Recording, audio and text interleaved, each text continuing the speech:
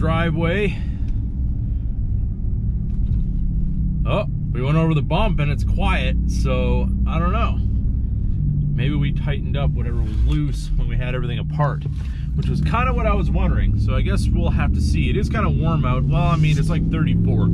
So I guess time will tell. So first stop, we're off to Todd at TSE's. We're gonna get the rear Rebel decals installed. These are gonna be a little bit tricky, so well, if we screw them up, I guess they won't be on there, but we're definitely gonna try our best to try to get these on there right and spend a little bit of time doing that. So I'm gonna try to run the truck through the car wash because it is pretty dirty, just so we have a clean surface to work on. So my first impressions about driving with the lift, I mean, obviously it still needs to be aligned, but I mean, there's a tiny little bit of hum from the tires, but nothing crazy at all. I've driven in people's trucks with Nitto tires and all different types of brands that are really noisy, and I never really had a lot of problems with Toyos. I mean, like I said, tiniest little hum, but it's really maybe just, I don't know, maybe 1 or 2% more than what the Duratracs were, but we got a whole lot more tire under this truck now, so a little bit's to be expected. So as far as the installation goes, last night I had to get the rear springs in. My camera was pretty much dead, so I had to really sparingly film what I could. And the rear were a little tricky. Honestly, they kind of extend a lot further than what I thought they would. And I was really getting to the point where I was starting to feel a little uncomfortable at how far the brake line was getting stretched. So what I ended up doing is actually taking my spring compressor and compressing both those rears to get them in, just so I didn't have to pull the rear end down as far as what would have been required to get those springs in there the length that they were with that top spacer. So just something to keep in mind if you're going to be doing this on your driveway. It's not going to be the easiest thing you ever did. All right, so we've had the truck up to about 55 miles per hour already, and we're going about 51 right now.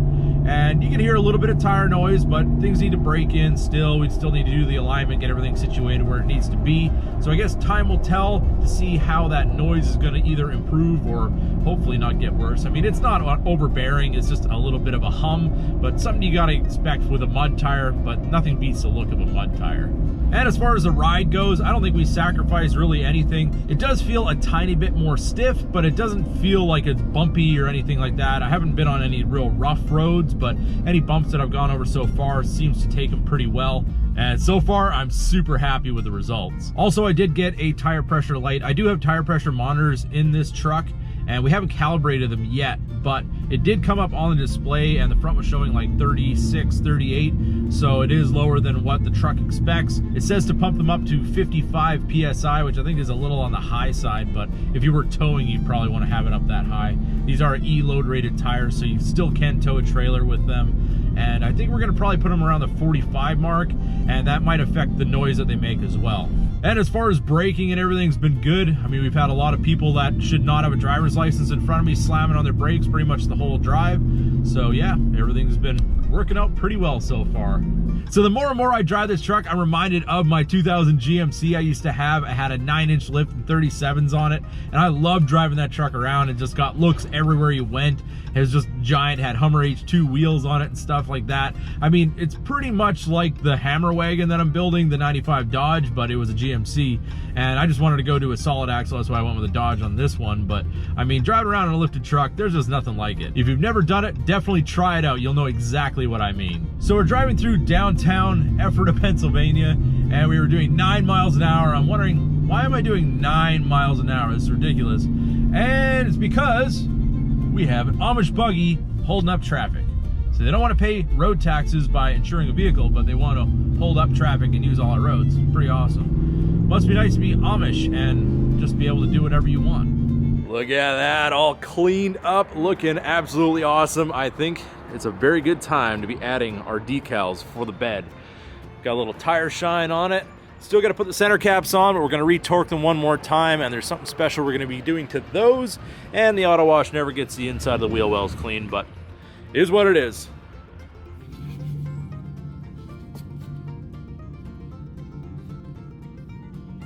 All right, so we got Toddy here, round 2 of decal installation. Round 2. We are going here on the bed sides, and it's gonna be a little tricky because we got the door for the ram box, but Toddy can make it work.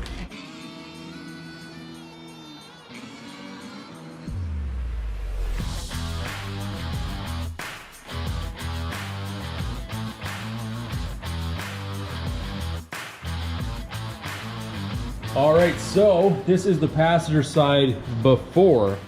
And if you guys are wondering how these taillights come out, very, very simple. There's two little push clips that go in here. Look just like that. Just gotta push the center out, pull those out, and then you got two Torx screws, and you just kind of bend them out a little bit, pull straight back, good to go, one connector. And then we have the after. And oh yes, that has completely transformed the side of this truck. And when you get a factory one, this whole line is actually white, just because they don't tuck it in behind the tail light. They don't actually go all the way to the top, I believe, and I think around the ram boxes there's probably a bit of a gap as well. So when Todd did this one, he hand cut everything with a razor blade, and everything you can see is this really, really nice fitment, and it looks absolutely amazing. But if you guys are doing that with a razor blade, just be careful you don't go through the clear coat into the paint. You've got to know the touch. You got to know exactly how does to go through that vinyl. Other than that, you could really booger it up for the next guy if you decide to take the decals off. So just keep that in mind and just be careful with that. Yeah, don't cut your paint. Don't cut your paint. Not a good time. Yeah, not a good time at all. But as you can see, man, it's a nice turnout. So now, folks, the next thing to do is see if we can do the second side the same as the first side. Oh, we'll get there. We'll get there. All right, we have our driver's side all complete, as well as the passenger side, and everything is just perfect. This turned out exactly how I wanted it to. And now we've got Todd over on the front doing some final touches on the hood. I've heard that these are a little bit tricky to do. I'll show you guys what I mean. So we have the 1500 on our sport hood, and I actually got the letters that go inside where it says Hemi 5.7 liter. So this will be all complete in the red. It should look absolutely awesome and really go well with our Rebel decal that Todd put on earlier. This thing is really coming together. As a matter of fact, Steve, I don't think you deserve this truck anymore, because I've been putting all my time and my love into it. I think I'm going to have visitation rights. You going to take it home with you? If you don't mind. Do I get the Hummer? You can have my H2, brother. I'll take this any day, brother, any day. All right, so new to the channel, we will have an H2, and the Rebel's gone, unfortunately. It's going to be at Todd's house, though. There you go, man. Small price to pay for vinyl, right? There you go, brother. All right, so Todd persevered. We got the Hemi 5.7 liter on both sides, good to go. Did we ruin any of them? it was a heck of a job, but we made it through, man. Absolutely. Yes. Much appreciated, Todd. He is the man when it comes to this kind of stuff. That's what we do. And just proof, we did get the other side done as well. Check that out. That just really makes that little bit of extra detail for this truck. And now when you step back, for me, it's not too much, but it just really makes the truck pop, and it just has so much more of an aggressive stance now with the lift and tires. So let's get it outside and have a better look at it. All right, so we definitely need the steps now. Got a little bit of a step to go in.